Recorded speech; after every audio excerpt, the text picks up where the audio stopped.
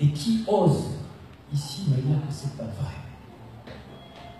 Je prendrai plusieurs cas. Nous avons ici des personnes qui ont vécu des affaires similaires aux miennes, donc des personnes qui ont été violentées, qui ont été violées. Je me tairai les noms. Cette commission est là avant tout pour faire, non pas le miroir, mais mettre à plat notre système.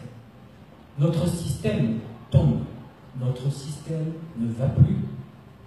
Et je disais il y a quelque temps en arrière, si on ne fait rien, demain, ça sera quelqu'un avec une ceinture qui se fera sauter dans un tribunal. Quelle honte pour notre société. Quelle honte pour chaque citoyen de savoir concrètement qu'un enfant représente une manne financière de 300 à 1200 euros par jour pour un conseil départemental qui a besoin de financer une école, un centre communal d'action sociale. Donc on est un enjeu financier, on est sur un enjeu politique. Et donc, à côté de ça, nous avons tout un enjeu lié au corporatisme et au volet franc-maçonnique. Il est indéniable que les francs-maçons dans notre pays représentent un poids énorme. Il y a 2 ans en arrière, j'ai eu une discussion avec un des procureurs du roi à Charleroi, en Belgique. Depuis une certaine affaire là-bas, ils ont eu ordre de faire tomber les magistrats qui sont affiliés à un réseau franc-maçonnique ou autre. Et aujourd'hui, ils n'ont pas le choix là-bas. C'est soit vous êtes franc-maçon, soit vous êtes magistrat, vous choisissez. Ils ont fait le ménage.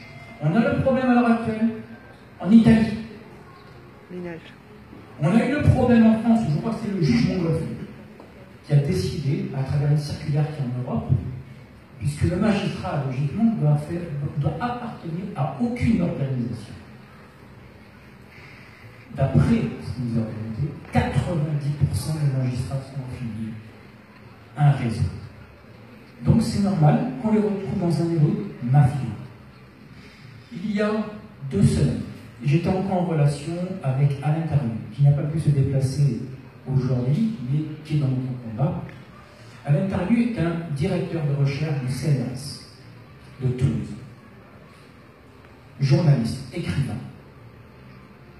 Il a fait un travail de recherche complet sur tout le bassin méditerranéen, entre corporatisme, entre trafic de drogue, entre notamment les enfants violés aussi, et on a pu se rendre compte de cette ramification. Il a même traité, lui, dans son rapport, l'aide sociale à l'enfance des Pyrénées-Orientales de mafia. Ce qui lui a fallu, de la part de Madame la Présidente du Conseil départemental, d'être attaqué. Mais une chance pour lui, c'est que c'est un travail de recherche, et que dans leur travail de recherche, ils ne peuvent pas être poursuivis. Alors, je pense que le travail qui doit être fait aujourd'hui n'est pas sur des faits, parce que des faits, nous en avons par milliers. Je rejoins Xavier, qui disait tout à l'heure que Jean doit se servir de ça. C'est vrai. Si je prends dans le cadre de l'enfance, nous avons aujourd'hui en moyenne 200 000 enfants qui sont initiés illégalement à leurs parents. Ce qui fait potentiellement 200 000 enfants. Dans le cadre, par an. De l'aveu même du directeur des affaires judiciaires. C'est une lecture nette. Ce qui fait qu'il y a potentiellement 400 000 par an qui sont touchés. Donc 400 000 parents qui attendent aujourd'hui un homme politique qui prenne la décision de dire stop. Comment nous voyons les choses dans différents domaines, que ce soit dans le commerce ou autre. Il ne faut pas oublier une chose, c'est que même s'il y a des réseaux puissants et très puissants derrière, le président de la République est quand même garant des institutions, et notamment du 5e, qui précise qu'il doit défendre les institutions et chaque Français. tous ont subi une forme de maltraitance institutionnelle. Il faut savoir que le Conseil de l'Europe a placé cette maltraitance institutionnelle comme crime contre l'humanité. Et elle se rejoint dans différents domaines, notamment financiers ou autres. Je vous la lis, puisque le Conseil de l'Europe propose une définition exacte. La violence se caractérise par tout acte ou omission omis par une personne s'il porte atteinte à la vie, à l'intégrité corporelle ou psychique, ou à la liberté d'une autre personne, ou compromet gravement le développement de sa personnalité et ou nuit à sa sécurité financière. C'est un crime contre l'humanité. Donc il est temps, à un moment donné, d'agir, car depuis des années, des livres sortent. Rien. Je dis rien.